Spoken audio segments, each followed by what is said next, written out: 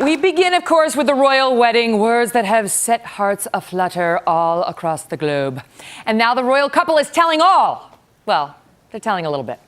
Wedding bells will be ringing in the spring for Prince Harry and Meghan Markle. The two gave their first interview as an engaged couple and shared some of their love story and their plans for the future. It's the stuff of fairy tales, from California girl to fiancé of a prince, and soon-to-be member of the British royal family. Prince Harry and his future bride, Meghan Markle, have made their engagement public. They gave their first interview together and allowed us a glimpse into the romance that's captivating royal watchers and romantics worldwide. The meeting on a blind date. I'd never heard of Meghan before, and I was beautifully surprised when I walked into that room and saw her, and there she was sitting there. I was like, okay, well, I'm gonna really have to up my game. I'm gonna sit down and and make sure I've got a good chat. Anything I learned about him and his family was what he would share with me, and vice versa. So for both of us, it was just a really authentic and organic way to get to know each other. The ring, the center diamond, is from Botswana, a special vacation spot for the couple. We camped out with each other under the stars, and she came and joined me for 5 days out there, which was absolutely fantastic. And the two stones on each side? The little diamonds either side are from my mother's jewelry collection to make sure that she's with us on this crazy journey together. In many ways, the engagement was handled in typical royal fashion. A formal announcement followed by the couple posing for pictures. Similar to Prince William and Kate, and William's and Harry's parents, Prince Charles and Diana. But that's where the typical ends with Meghan Markle. Will you marry me? First of all, she's an actress, having held a prominent role on the drama Suits on NBC's sister network, USA. She's divorced, and she's from this side of the pond. It's not the first time a royal fell in love with a divorced American, but that first time altered British history. King Edward VIII fell in love with twice divorced American socialite Wallis Simpson. The British government refused to let them marry. Edward wound up giving up the throne to be with Simpson in 1937. His brother George VI, Harry's great-grandfather, was then crowned king. But now there seems to be nothing but celebration surrounding this union. It was just a choice, right? I think that very early on when we realized we were going to commit to each other, that we knew we had to invest the time and the energy and whatever it took to make that happen. The fact that I fell in love with Meghan so incredibly quickly was sort of confirmation to me that all the stars were aligned, everything was just perfect. Oh! Right? Joining me now here in studio is royal expert Victoria Arbiter, and live from London, Sally Bedell-Smith, historian and author of the book Prince Charles, The Passions and Paradoxes of an Improbable Life. Welcome to you both.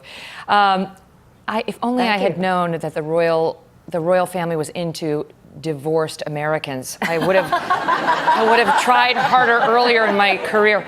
Okay, let me start with you, Victoria, on your impressions of that joint interview. Well, a couple of things really struck me. First of all was just the intimacy between the two. They were staring at each other like lovesick puppies, and that was just charming to see, because I think Harry has really worn his heart on his sleeve. He's been so vocal this year about the grief he suffered following the loss of his mother. So to see him so madly in love is wonderful. But what really struck me about Meghan was her tremendous confidence. There were a couple of moments where she didn't shut him down, but she overlapped. She certainly wasn't deferring to him. She was no shrinking violet, but really it was the fact that they came across on equal footing. They're definitely a team, and I think they're going to be a formidable team moving forward. Sally, what do you make of it? What do you make of it? Is she going to be a princess or what?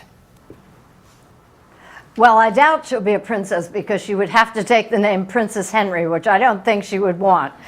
She's a very strong woman. She's had a whole professional career. The word is that they may be called the Duke and Duchess of Suffolk, which would be a nice, dignified name for them, and one that I think she could live with. But I couldn't see her as Princess Henry somehow. Why does she have to be Princess Henry? She's not a princess in her own That's right. just the way it's done over here. I think I would just suck it up. Don't you think you just suck it up? Like, it's fine. I go with Henry. I can live with that. Yeah. Let me ask you, Victoria, the one thing you said stood out to you in watching this was Meghan Markle's 36. Yeah. Her age. Explain why that's significant. The reason that's significant, she is the age now that Diana was when she died. And that, I mean, I get goosebumps even saying too. it. It's chilling to think about what Diana accomplished in her very short life, but I'm sure it's not lost on Harry either, because you suddenly realise how incredibly young that is. And so Meghan is entering the royal family at the age Diana was when she left it. But I think Harry has already committed himself to continuing Diana's legacy, his work with AIDS and HIV. He's continuing her work on behalf of the Halo Trust, which oversees landmines. He's making sure that his mother's message continues. And Sally, how do the Brits feel about adding an American to the royal family? I think they're very pleased. I mean, there's the degree to which America has been integrated into British culture in the past, say, 30 years is pretty remarkable. There are an awful lot of Anglo-American marriages, even within the royal family. Prince Charles has been to America 20 times. He has American advisors, American benefactors. He has taken inspiration from American projects. The Queen has an American lady in waiting. She's taken her only private holidays in Kentucky and Wyoming, and so I think they're extremely comfortable with Americans. Remember how what affinity the royal family had with the Obamas.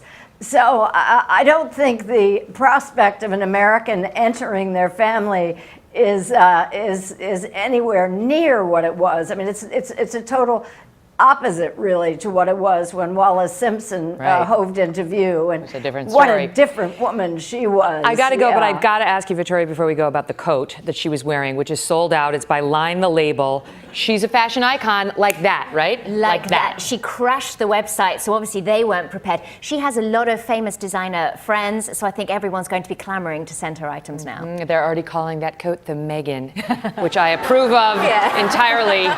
Great to see you both. Thank you so much. Hello, Today fans. Thanks for checking out our YouTube channel. Subscribe by clicking that button down there and click on any of the videos over here to watch the latest interviews, show highlights, and digital exclusives.